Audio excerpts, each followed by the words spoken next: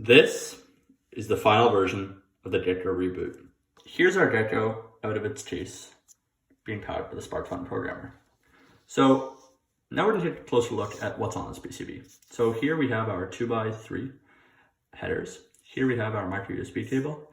Here we've got the brains of the board, the 18 mega 320p. Here we've got our 16 megahertz crystal, our two capacitors for the crystal, and then we have the battery for the RTC. The RTC module is right there. The crystal is right here. We have our temperature sensor, and then we have our buzzer for the alarm, 3 buttons, and then LEDs. This LED is a PM indicator indicating that it is 3 p.m. This LED is an alarm 2 indicator indicating that alarm 2 is going to go off in the next 24 hours. And this is the alarm 1 indicator indicating that alarm 1 will go off in 24 hours. So now we're going to take a look at how the Gecko works and what it can do. So first, we're in our time mode, and this mode simply displays the time. If we press the set button, which is this middle button right here, we go into our temperature mode, and here it measures the temperature using this temperature sensor. Put my hand over this, we can see the temperature climb. And what we've got now is a brightness control. So if I hit the minus button, we can watch the brightness go down. And if I hit the plus button, we can watch the brightness go up.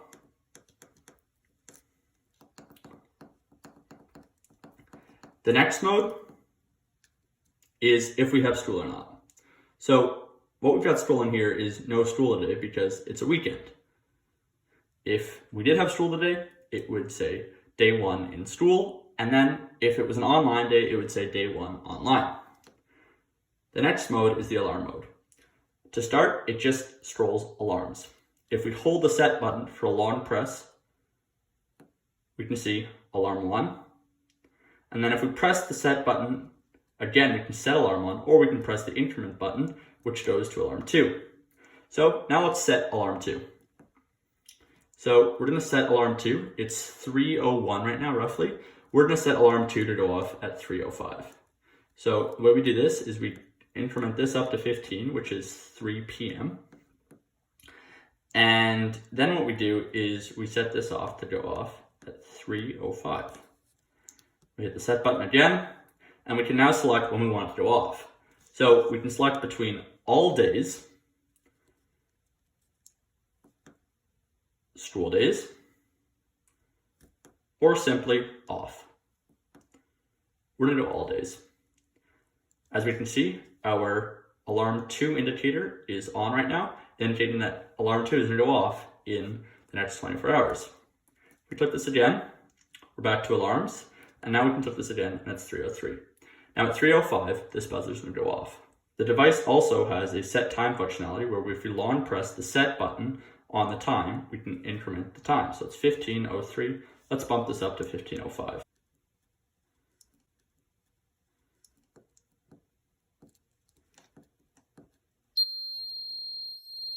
Now, if we press the set button, we can turn the alarm off. Now we can scroll through our modes again. And there's the Gecko working. We're now going to take a look at the code for the Gecko reboot. So we start off with declaring all these libraries, and we then define cohort A as cohort equals 0 or cohort 0 because it's a compiler statement. And we then run this if statement, which is a compiler if statement, and that checks and sets this day of cycles string to either be for cohort A or cohort B. So cohort A is represented by 0, so this if will be false, at which point the else will happen. And then index 0 of this day of cycle array will be no school. Then index 1, day 1 in school. Index 2, day 2 in school. Index 3, day 1 online. Index 4, day 2 online. And that's used later in the code for our day map, which is over here. So we then define all these pin numbers down here, starting here and ending here. And we then have a bunch of other defined statements. We declare our variables, and we have a bunch of variables which are used for keeping track of things like the status of buttons and timers. And we then move on to our day map. So in our day map, right here, we have January 1st, January 2nd, and so forth, all the way to the end of the month. We declare all our months. This is 2021, this is 2020, so this is our school year right here. And we then go into our setup where we declare all of our pins, and we then do void ISR timer, which is for this timer. interrupt. And this increments the timer variable at 1 and then mods it by the match timer value just so it doesn't overflow. We then declare a function, void scroll text, and it takes a string, which is named text. And what this does is it scrolls all the text. We then have functions for displaying the temperature, for updating the time, for setting the RTC, and for scrolling the day of cycle, the alarm setup, which is for setting the alarm, and our loop, which is where everything happens. So we start off with this if statement and then digital write buzzer low. And this if statement checks if the set button is being pushed and if alarm is on. And if the alarm is on, we turn the buzzer off, which turns the alarm off. We then run this for loop, which is a check for both alarms. It's 2 in size because the first index, which is 0, will be for alarm 1, and the second index, which is 1, will be for alarm 2. We then have this I variable again here, which checks what mode we're in for each alarm. The alarm check ends at this if statement where we start to read all our buttons, and here we run the same series of checks, but for all 3 buttons. So here's our set button, here's our minus button, and here is our add button. So we run these checks. If we detect a short press, we add button state, we set it to short press, which is a 1. If it's not pressed, we set it to a 0, which is this not press, which we defined at the start.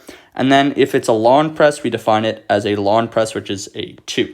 We then have this check, which checks, is the alarm being set or is the time being set? And if these are happening, we cannot increment current modes. We don't want to change modes. So we have this knotted, and that way current modes will only increment if these two are false. And then we check, is the set button pushed? And if it is, we increment the modes.